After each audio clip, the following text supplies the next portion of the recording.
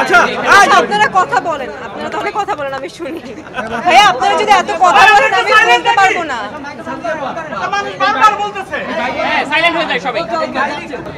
আজকে ছিল premier, so আমাদের কাছে যারা মনে হয়েছে যে না আমাদের স্পেশাল মানুষদেরকে আগে দেখানো উচিত, তারপরে আসলে আমরা রিলিজ দেই।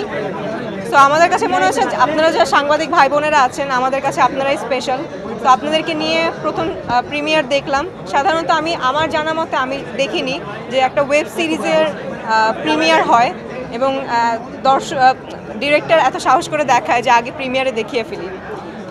সো এটা অনেক বড় একটা সাহস। তো আপনাদেরকে নিয়ে দেখলাম, বাদবাকিটা আমি আসলে জানতে পারবো কিংবা দর্শকদের ফিডব্যাক জানতে পারবো 2 তারিখে। সো সবাইকে বলবো, দর্শকদেরকে বলবো 2 তারিখে বঙ্গতে সাবস্ক্রাইব করে 30 টাকায় দেখে নিন ব্ল্যাক মানি। দুজনের জন্য সবাই আমার জন্য লাকি, এগুলো বললে অন্যরা মন খারাপ করে। আমার সব সিনেমায় তো হিট, তার মানে সবাই লাকি। আচ্ছা পূজা, আমরা তো পূজা চিনি মানে বড় পর্দার নতুন চমক। এইবার ওয়েব সিরিজে দেখলাম, জার্নিটা কেমন ছিল?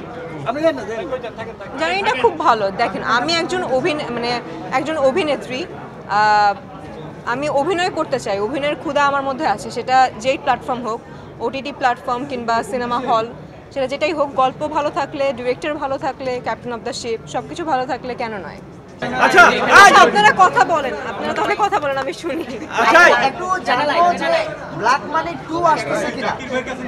আগে আপনারা ব্ল্যাক মানি দেখুন, তারপরে আপনারা ডিসিশন নিন ব্ল্যাক মানি 2 আসবে কিনা। আর বাদবাকি তো বঙ্গ ডিসিশন নেবে কিংবা ডিরেক্টর ডিসিশন নেবে ব্ল্যাক মানি 2 আসছে কিনা।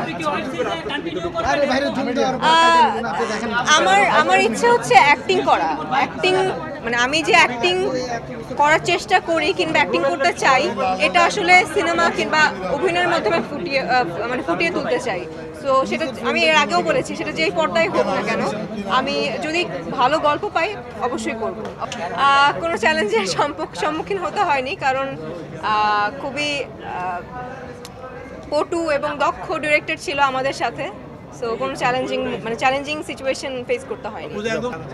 না এই ব্যাপারে আমি কিছু বলতে চাই না, এই ব্যাপারে আমি নিজেও জানি না, কারোর সাথে কথা হয়নি, এটা কারোর সাথে কথা হয়নি। সো এই ব্যাপারে আমি কিছু জানি না। কোনটা?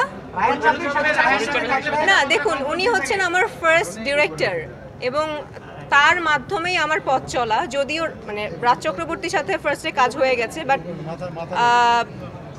তার সাথে নায়িকা হিসেবে রিহার্সেল, আমার জার্নি সবকিছু জাজ মাল্টিমিডিয়া অ্যান্ড রাহান রাফি দ্বারা শুরু হয়েছে। সো সে তো অবশ্যই আমার একটা কমফোর্ট জোনের জায়গা। আর ভালো লাগে আসলে প্রথম ডিরেক্টরের হিরোইন আমি আসলে কাজ করতে খুব স্বাচ্ছন্দ্য বোধ করি। ছোট্ট করে একটু